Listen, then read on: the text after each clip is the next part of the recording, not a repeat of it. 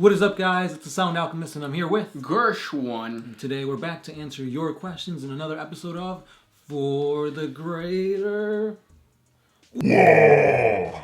This is a video series where we answer the questions left by you, the viewer. If you have a question for us, comment in the comment section below. A question for the question, because we get those questions first.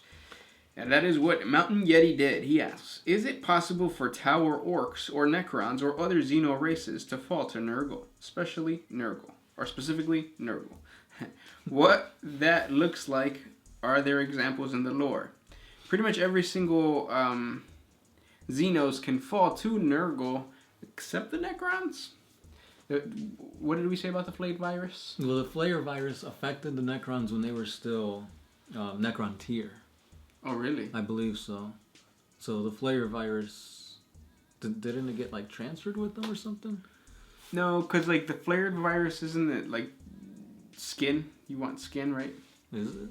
I think so, yeah. That's why they kill. They flay the enemies, their enemies? Yep.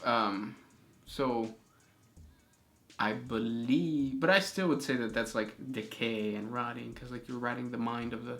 What doesn't even have a mind? It doesn't have a soul. It does have a mind. Does it, though, Gersh? Yeah, I guess it doesn't. They're supposed to be undead. The Necron lore got changed up. Because at first they were just automatrons, no sentience, just go, destroy, kill. Which was in what, 2nd edition, 4th edition? Up until 5th edition. Yeah, 5th edition, then finally you had the whole dynasty. No, dynasties weren't introduced then yet. To the 5th edition? Right, so like 6th or 7th. That's when you had the dynasties. And you had the lords, the Necron lords. You had the Catan that were gods at first, and then they became like sharded. And yeah, they sharded.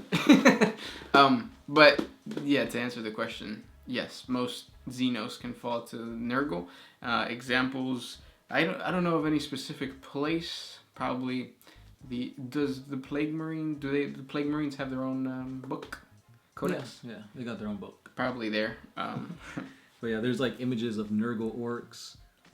Mini Wargaming Matt has Nurgle Tyranids.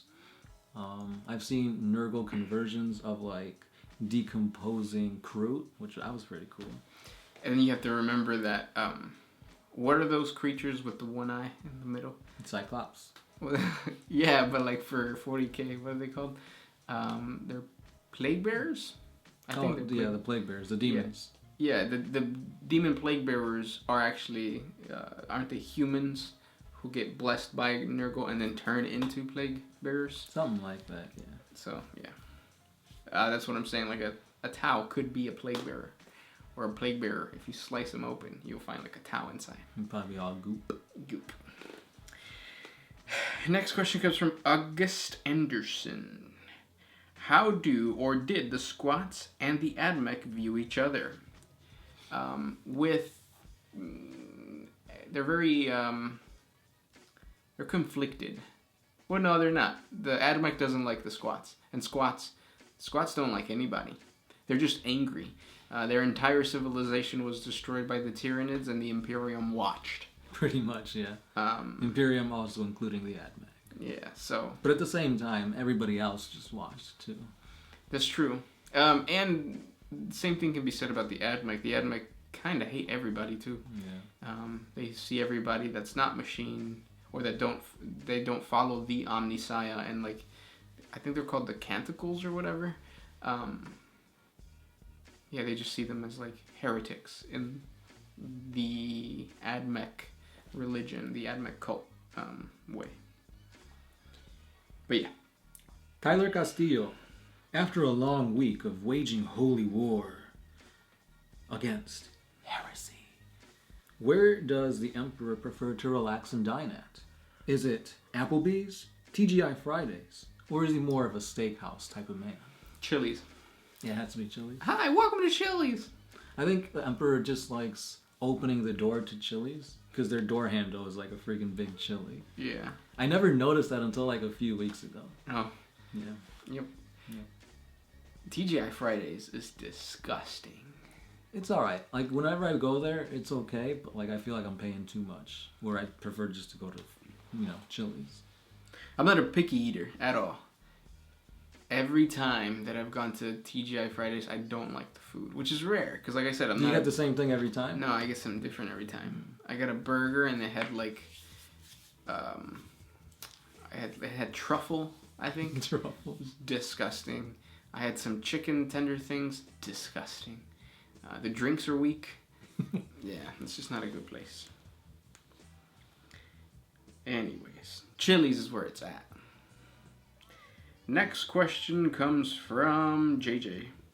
What wouldn't follow the evil sisters of battle to Slaanesh? Or who wouldn't follow? No, who wouldn't follow? Yeah. Nobody? It's like, oh, I guess Sister Maria has joined the Slaaneshi cult.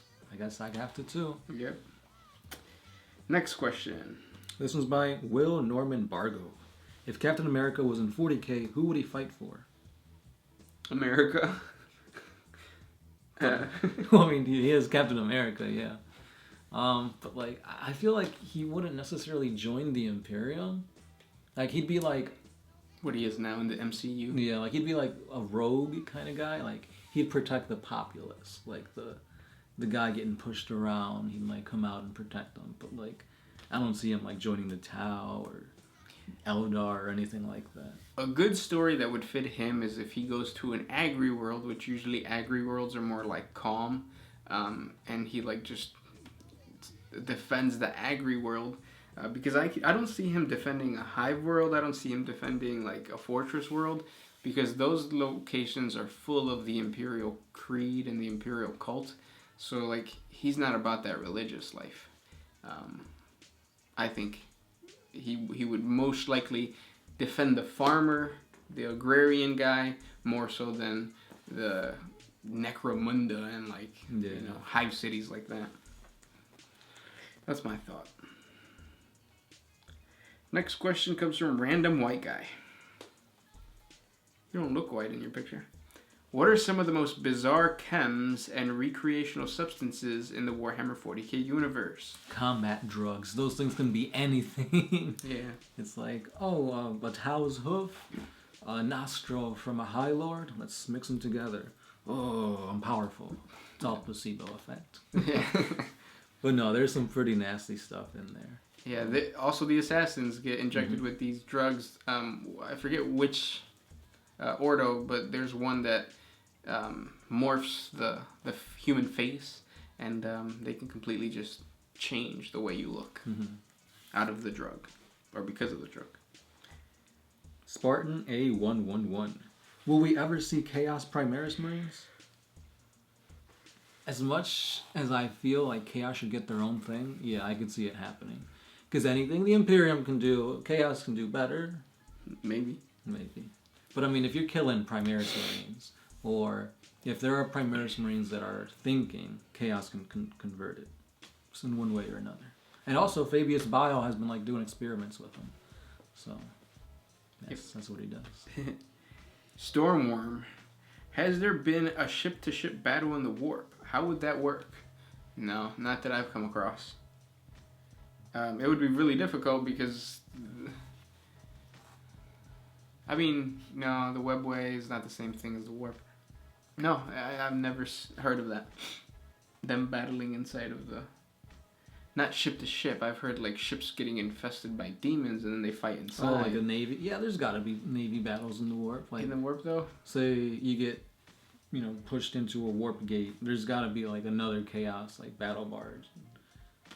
You think so? There's got to be. I mean, the warp's a pretty big place, but these events can't happen.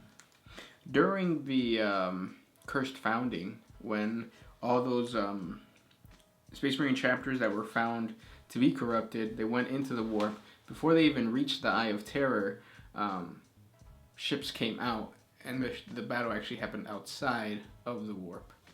So, yeah. Just extra bits of information. Martin Cauliflower.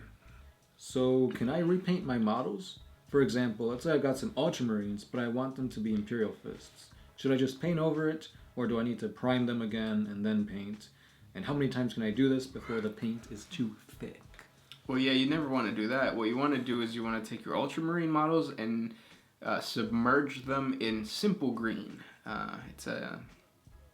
You can find it like at Menards or like any home goods store.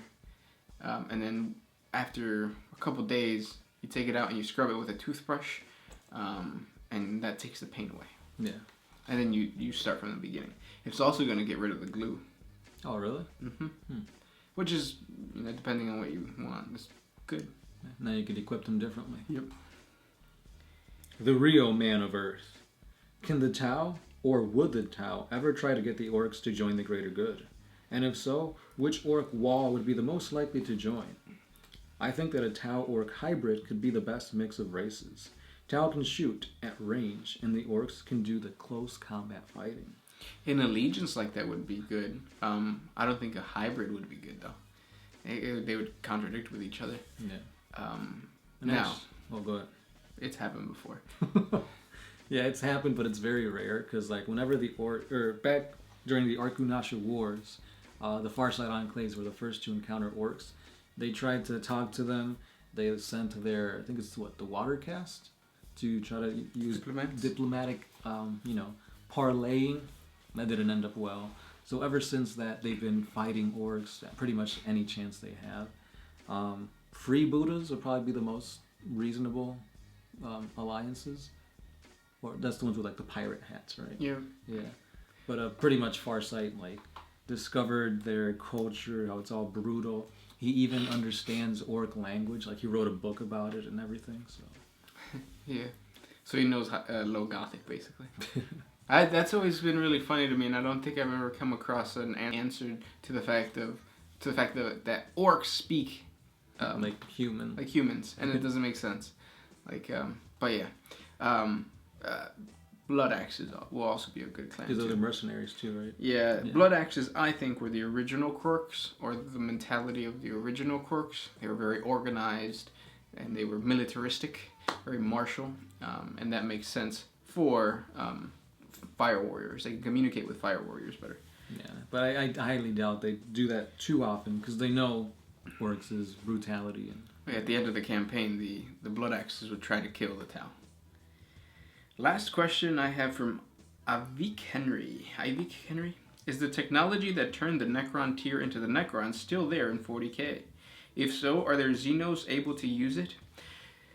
So now with this Blackstone Fortress thing coming out, the box set, which is going to be a game kind of like Space Hulk, which I'm kind of upset about. I was hoping that it would be a narrative style, free world, where you get to explore the Blackstone Fortress. That'd be pretty cool. It might be. I'm not sure. But if it is, you could even make the argument that there are some pieces of those giant... What are they called? The furnaces? They weren't furnaces. Transmutation things? There's a specific name that the Catan created these giant machines, and the Necrons entered them.